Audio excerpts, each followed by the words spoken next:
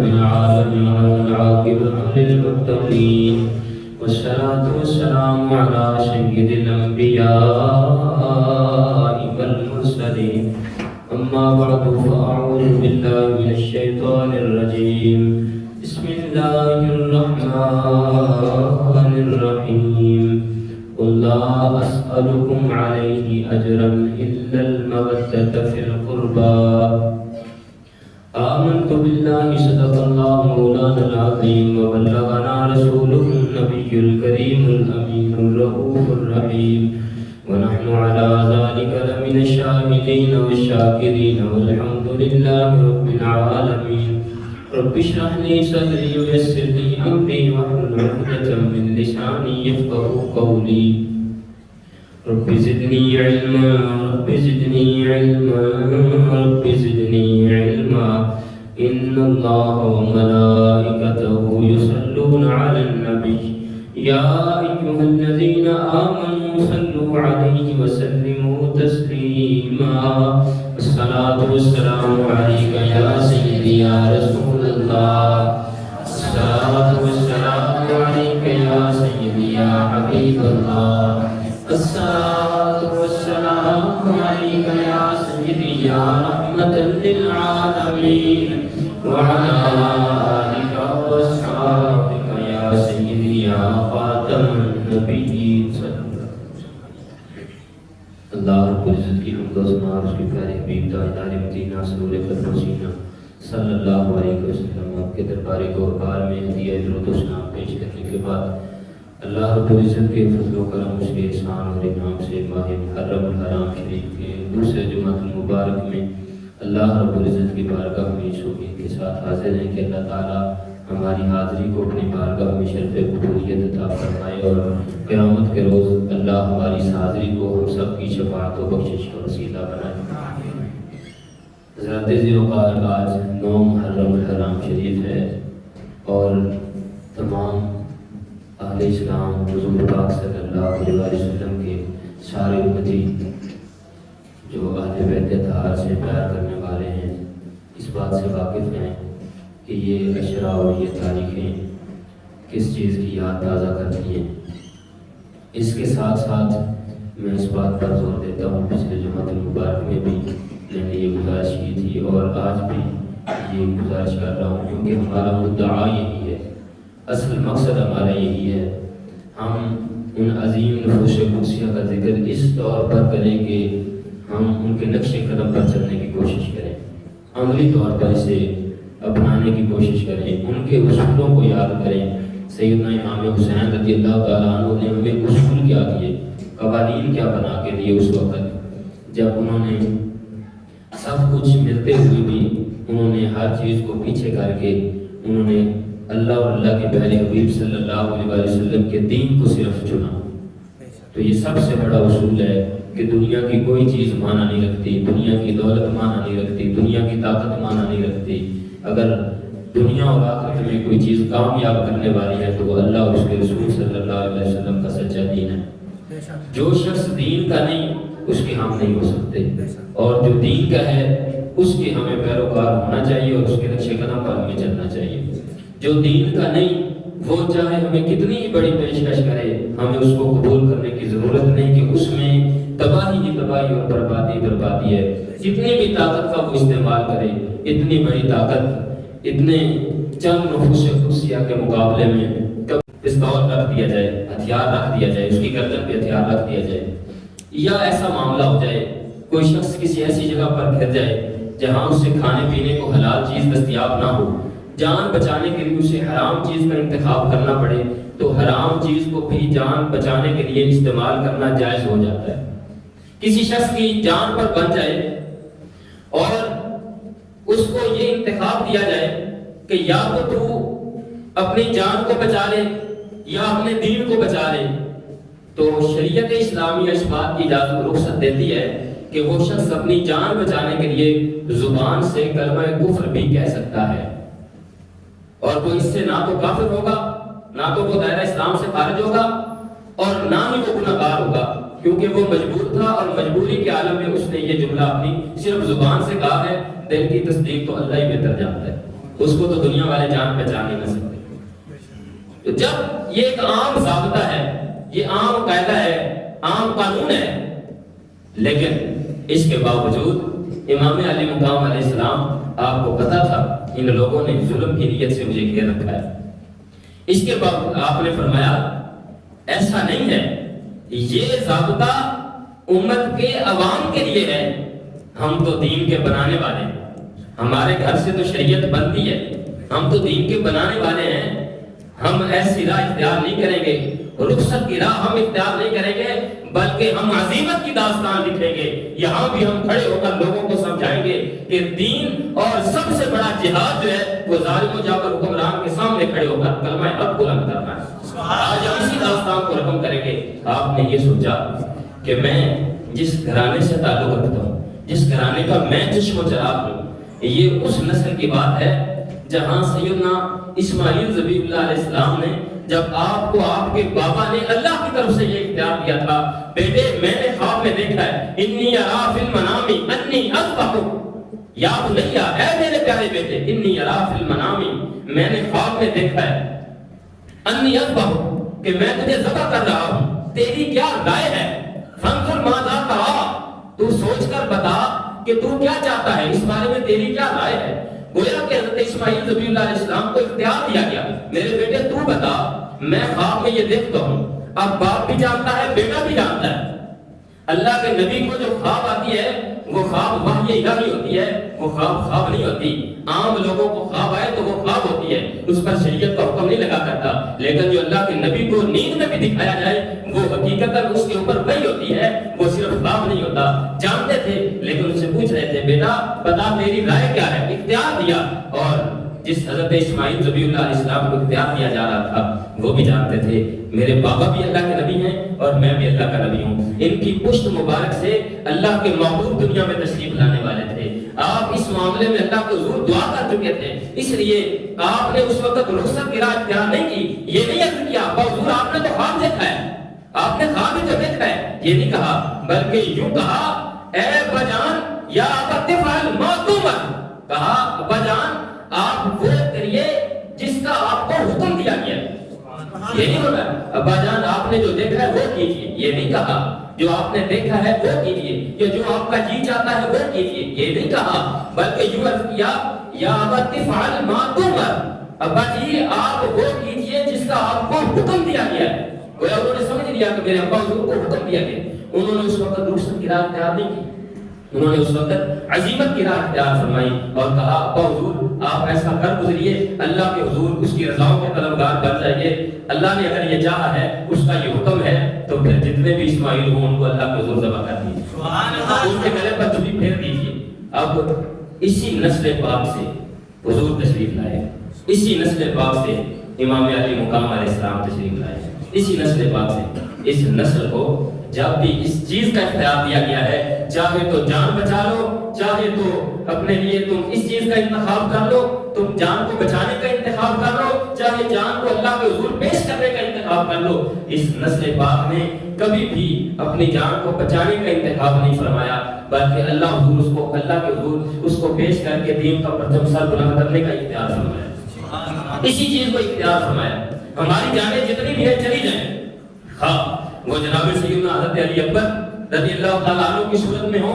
چاہے جوان علی اکبر کی صورت میں جان ہو پیش کر دی جاتی ہے اللہ کے حضور، چاہے اپنی ذاتی خود کی جان ہو پیش کر دی جاتی ہے، چاہے بھانجوں کی جان ہو پیش کر دی جاتی ہے، چاہے حضرت قاسم کی جان ہو پیش کر دی جاتی ہے، چاہے ننھے علی اصغر کی جان ہو پیش کر دی جاتی ہے. اور پھر پھول کے چلو اچھال کے بھی اللہ کے حضور یہ عرض کیا جاتا ہے مالک یہ ایک چھوٹا سا بچہ تم نے عطا فرمایا، تیری رضا کے لیے اگر ایسے تو ہزاروں کی عطا فرمائے، تیری رضا کے لیے ایک ایک کر کے تیری بارگاہ میں پیش کر. اسی چیز کو ہمیشہ اختیار فرمایا. اب ایک بات یہاں سے سمجھ آتی ہے، جب کسی چیز کو اختیار فرمایا جاتا ہے نا، خود اختیار فرمایا جاتا ہے، اس وقت وہ چیزیں دم توڑ جاتی ہیں، وہ اعتراضات پیچھے رہ جاتے ہیں. جو لوگ یہ کہتے ہیں کہ جی اس وقت کسی نے مدد کیوں نہ کی، اس وقت جناب آپ کے بابا مشکل کشا ہے تو انہوں نے اس وقت اپنی اولاد کی مشکل کشائی کیوں نہ کی، اس وقت جناب وہ کر سکتے تھے اگر وہ دنیا والے ان کو اپنا رہنما سمجھتے ہیں، اس وقت یہ چیزیں دم توڑ جاتی ہیں، اس لیے کہ یہ اختیار تھا، یہ اختیار تھا، اور یہ اختیار تو یزیدی بھی دے رہے تھے کہ یا تو یزید کی بیعت کر لیں یا پھر آپ جان دینے کے لیے تیار ہو جائیں. جان تو بچتی تھی، اختیار تو دیا جا رہا تھا. وہ ہزاروں کی تعداد میں کھڑے ظالم لوگ وہ اختیار تو دے رہے تھے، آپ چاہیں تو جان بچا سکتے ہیں، لیکن اس کی صورت یہ ہے کہ یزید کے ہاتھوں پر بیعت کرنا ہوگی. امام علی مقام علیہ السلام اگر جان بچانا چاہتے تو وہ اس طرف سوچتے، لیکن یہ گھرانہ ایسا سوچتا بھی نہیں. ان کو جب بھی اختیار دیا گیا انہوں نے عزیمت گرا اختیار کو. تو جب خود اس چیز کو اختیار فرمایا ہو پھر ایسی چیزوں کا اعتراض قدر نہیں بنتا. آج ہم اسی چیز کو شریعت مطہرہ کی روشنی میں ثابت کرنے کی کوشش کرتے ہیں. 2 سے 3 باتیں اسی صورت میں قرآن پاک سے اور ان کی نسل پاک کے بچے سے. تیری نسل پاک میں ہے بچہ نور کا، تو ہے عین نور تیرا سب گھرانہ نور کا. ان کی نسل پاک میں سے ان کی فرما برداری کرنے والے جن کو نور ولایت کا تاج ملا ہے، جنہوں نے مولا کائنات سیدنا علی المرتضیٰ کرم اللہ تعالیٰ وجہہ الکریم کی صحیح فرما برداری کی ہے، جنہوں نے وہاں سے اپنے ولایت کی مہر لگوائی ہے، ان کا اگر یہ مقام ہوگا تو پھر علی کے لال کا کیا مقام ہوگا. میں آپ کی توجہ دلوانا چاہتا ہوں، آپ ذرا توجہ سے سنیں. حضرت پیر سائیں توکل امبالوی رحمۃ اللہ علیہ آپ اپنی مسجد کے اندر جمعہ المبارک کا اسی طریقے خطبہ ارشاد فرما رہے ہیں. اللہ کے ولی، اور اللہ کا ولی وہ ہوتا ہے، سارے مسلمان جانتے ہیں اللہ کا ولی وہ ہوتا ہے جو اللہ تعالیٰ کا سچا پیروکار ہو، اللہ کے محبوب کا فرما بردار ہو، حضور کی عطاؤں کو اپنانے والا ہو، اور مولا کائنات سیدنا علی المرتضیٰ رضی اللہ تعالیٰ عنہ اور ان کے گھرانے سے محبت کرنے والا ہو، اور اس گھرانے کے سربراہ سیدنا علی المرتضیٰ کی مہر ولایت لگے تو وہ اللہ کا ولی بنتا ہے. ایسی ہے الذین آمنوا وکانوا یتقون. اللہ کے ولی کون ہے؟ الذین آمنوا وکانوا یتقون، جو ایمان رکھتے ہیں اور پرہیزگار ہوتے ہیں. ایمان انہی پر رکھنا ہے اور پرہیزگاری بھی انہی کے نقش قدم پر چل کر ملتی. مقام ان کو کیا ملا؟ حضرت پیر سائیں توکل امبالوی رحمۃ اللہ جمعہ کا خطبہ دے رہے ہیں. مسجد کے باہر والے دروازے کے سامنے شہتوت کا ایک درخت ہے، پھل اس کے ساتھ لگے ہوئے، شہتوت لگے ہوئے. آپ خطبہ ارشاد فرما کے آپ فرما رہے اس میں اللہ رب العزت نے جنت میں جو اپنے بندوں کے لیے پھلوں کا بندوبست فرمایا ہے، جن درختوں پر وہ لگائے ہیں وہ درخت اتنے بڑے بڑے ہیں کہ 500 برس کسی شخص کو اس درخت پر چڑھنے میں لگے اور 500 برس اترنے میں لگے. کسی نے کہا حضور اللہ کے ولی یہ تو پھر جنتی کے لیے سزا ہو گئی، 500 سال وہ چڑھنے پہ لگائے اور 500 سال اترنے میں لگائے تب جا کے وہ جنت کا پھل کھائے، یہ تو پھر جنتی کے لیے سزا ہو گئی. تو انہوں نے فرمایا یہ سزا نہیں، جب جنتی کا دل کرے، یہ تو درخت کی شان بیان کر رہا ہوں، جنت کی شان بیان کر رہا ہوں کہ اس کے درخت اتنے عالی شان اتنے بڑے بڑے ہیں. جب جنتی کو خواہش ہوگی، جنتی چاہے گا اس سے کھانا، اس وقت تو اس کا جی چاہے گا اور وہ درخت چل کر اس کے پاس آ جائے گا، چل کر آپ اس کے پاس آ جائے گا. آپ صرف یہ بیان فرما رہے تھے کہ وہ شہتوت کا درخت اپنی جڑیں چیرتا ہوا ان کی طرف چل پڑا. سبحان اللہ. حضرت پیر سائیں توکل امبالوی رحمۃ اللہ علیہ انہوں نے صرف یہ واقعہ سنایا اور درخت شہتوت کا اپنے پھل سمیت اپنی جڑیں چیرتا ہوا، زمین چیرتا ہوا ان کی طرف چل پڑا. ذرا سوچئے جس امت کا ولی اتنی شان رکھتا ہے، جس امت کا ایک ولی ان کے نقش اہل بیت کے نقش قدم پر چلنے والا اتنی طاقت رکھتا ہے، اگر وہ اس چیز کی آرزو فرماتے ہیں، اگر وہ پانی چاہتے تو جس دادا کی نسل سے ہیں وہ حضرت اسماعیل ذبیح علیہ السلام ہے، زمین پر ایڑی مارے تو پانی کے چشمے پھوٹ پڑتے ہیں. اور یہ بات کسی مولوی نے نہیں لکھی، کسی نے کہی نہیں، یہ کوئی حکایت نہیں، یہ کوئی واقعہ نہیں، یہ قرآن پاک نے بتایا ہے، یہ شریعت مطہرہ ہے. سیدنا اسماعیل ذبیح علیہ السلام زمین پر ایڑی مارے، پانی پیاس کی شدت ہو تو زمین اپنا سینہ چیر کر پانی دے دیتی ہے، اور انہی کی نسل سے سیدنا امام علی مقام علیہ السلام ہے. کیسے ہو سکتا ہے کہ آپ چاہتے تو پھر نہ ملتا ہے؟ اس اختیار میں آپ نے اختیار اس چیز کو کیا ہے. آج دین کا عالم بلند کر جانا ہے، دنیا والوں کو بتانا ہے کہ یہ آل نبی کا کام تھا، آل نبی ہی کر گئے، یہ انہی کا کام تھا، ان کے سوا کسی میں ایسی ضرورت نہ وہ قیامت تک. ایسا کہتے ہیں قیامت تک لوگوں نے، کبھی فرعون نے، کبھی نمرود نے، مختلف لوگوں نے، کبھی قارون نے، انہوں نے خدا ہونے کا دعویٰ تو کیا، خدا ہونے کا دعویٰ تو کیا، لیکن خدا کا شریک بننے کی بات کی پر امام علی مقام امام سید حسین ہونے کا کسی نے دعویٰ نہیں کیا، نہ کوئی کر سکتا ہے کہ ہم یہ جھوٹ بولتے ہیں سارے دنیا میں جو کہتے ہیں جی وہ جب بھی کسی پر کوئی مشکل وقت آتا ہے وہ کہتے ہیں جو مشکل وقت میں ان کو گھیرے ہوتے ہیں ان کو کہہ رہے ہیں یہ یزید ہیں اور اپنے آپ کو حسینی بنا رہے ہوتے ہیں، اور جب بات آتی ہے تو ایک لاکھ بھی نہیں نکال سکتے، دوسرے دن یہ ہتھیار پھینک کے کھڑے ہوتے ہیں۔ حسینی وہ نہیں ہوتے جو اتنی جلدی ہتھیار پھینک دیتے ہیں، حسینی وہ ہوتے ہیں جو اپنے ننھے بچوں کا اللہ کے حضور پیش کر دیتے ہیں اور ہتھیار نہیں پھینکا کرتے، اس طریقے پیچھے نہیں ہٹا کرتے۔ حسینی کہلوانا کوئی آسان کام نہیں ہے، حسینی کہلوانا کوئی آسان کام نہیں ہے، آج تک کا اعلان نہ ہی قیامت کا کوئی کر سکے گا یہ دعویٰ دوسرا حسین ہونے کا کوئی دعویٰ نہیں کر سکے گا، کیونکہ کوئی اپنے جوان علی اکبر سے لے کر ننھے معصوم علی اصغر تک کوئی اسی طریقے شہادت کے نذرانے پیش کرے تو حسین بنے نا، اور یہ اتنا آسان تو نہیں۔ آپ چاہتے تو یہ کر سکتے تھے۔ میں آپ کو ایک اور مثال عرض کروں، حضور داتا علی حجویری رحمۃ اللہ علیہ انہوں نے اپنی کتاب کشف المحجوب کے اندر یہ واقعہ نوٹ کیا، فرماتے میں ایک سفر پہ جا رہا ہوں اور پیاس کی شدت ہوئی تو میں نے سامنے ایک چرواہی کو دیکھا بکریاں چرا رہا ہے، پیاس کی شدت ہوئی تو میں نے اسے کہا اللہ کے بندے تیرے پاس پانی ہے، مجھے پانی دے، پیاس کی شدت ہے۔ اس نے دیکھا آپ کی طرف، اس نے کہا یہ تو اللہ کا بزرگ بندہ ہے، نورانی چہرہ، خوبصورت داڑھی مبارک، یہ تو اللہ کے ولی ہیں، کیوں نہ آج ان کی خدمت کر لوں، موقع ملا ہے، یہ نورانی چہرے والے بزرگ ہیں، ان کی خدمت کروں موقع۔ انہوں نے جلدی سے پانی کی بجائے بکری کا دودھ نکالا اور پیالہ بھر کے پیش کر دیا۔ حضور آپ یہ نوش فرمائیں، آپ نے فرمایا تیری بکریوں پر میرا کوئی حق نہیں، نہ میں نے تجھ سے دودھ طلب کیا ہے، میں نے تجھے کہا ہے کہ مجھے پانی دے، اگر تو پانی دے سکتا ہے تو دے۔ جب آپ نے یہ جواب فرماتے، جب میں نے اسے یہ کہا نا اگر تو پانی دے سکتا ہے تو دے،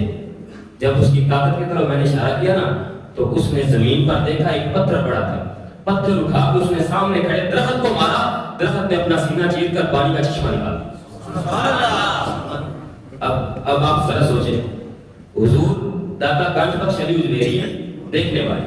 اور یہ کارنامہ کس نے سارے انجام دیا؟ حضور کی امت کے ایک چرواہے، اور جس امت کا ایک چرواہا اتنی طاقت اور اتنی شان رکھتا ہے کہ وہ درخت کی جڑ میں اس کے تنے میں ایک پتھر مارے اور درخت چیر جائے اور وہ اپنے اندر سے پانی کا چشمہ نکال دے۔ امام علی مقام علیہ السلام اگر چاہتے تو پانی نہیں مل سکتا تھا۔ کون کہتا ہے کہ پانی کو ترستے رہے حسین؟ کون کہتا ہے کہ پانی کو ترستے رہے حسین؟ ارے ان کے ہونٹوں کو ترستا رہا پیاسا پانی۔ سیلاب دیکھتا ہوں تو آتا ہے یہ خیال کہ پانی بھٹک رہا ہے تلاش حسین۔ یہ ہے حقیقت اس کی، صرف اور صرف مظلومی بیان نہیں کرنی۔ یہ داستان اس کا بھی ہم آپ کو کل واقعہ وہ بھی سنائیں۔ اچھا آپ یہ کہیں کہ شاید یہ تو جناب یہ مولوی صاحب جی فلاں اللہ کے بری کا واقعہ، فلاں اللہ کے بری کا واقعہ سنا رہے ہیں، اگر آپ سنانا چاہتے ہیں تو آپ یہ قرآن پاک سے ہمیں بتائیں۔ میں آپ کو قرآن پاک سے ایک بات سناتا ہوں، آخری بات آپ کو قرآن پاک سے سناتا ہوں، ایک ایسی دلیل جو اس بات کو ثابت کرے کہ حضور کی آل اگر چاہے تو وہ دنیا کو ادھر سے ادھر کر دے۔ پانی تو چیز ہی کوئی نہیں، پانی تو چیز ہی کوئی نہیں۔ اگر یہ نفوس قدسیہ اگر خواہش کریں یہ چاہے تو پہاڑ بھی اپنی جگہ چھوڑ دیں۔ یہ لفظ میرے نہیں، میں آپ کو قرآن پاک کی تفسیر سنانے لگا۔ اللہ تعالیٰ نے ارشاد فرمایا فمن حاجک فیہ، سورہ آل عمران قرآن پاک کا 3 پارہ، آپ خود پڑھیے گا اس تفسیر کو، آیت نمبر 61 ہے، سورہ آل عمران کی آیت نمبر 61 ہے، قرآن پاک کا 3 پارہ، خود اس کا ترجمہ اور تفسیر پڑھیے گا ذرا، میں آپ کو سنانے لگا۔ اللہ تعالیٰ نے ارشاد فرمایا فمن حاجک فیہ، اے محبوب جب تم سے عیسیٰ علیہ السلام کے بارے میں ان کی قوم والے جھگڑے، عیسائی آپ سے جب جھگڑا کریں، من بعد ما جاءک من العلم، اس کے بعد کہ جب آپ کے پاس علم بھی آ چکا کہ حضرت عیسیٰ علیہ السلام کی شان کیا ہے اور آپ کی شان کیا ہے، جب آپ کے پاس علم کی حقیقت بھی آ چکی، اس کے بعد بھی اگر وہ جھگڑا کریں تو پھر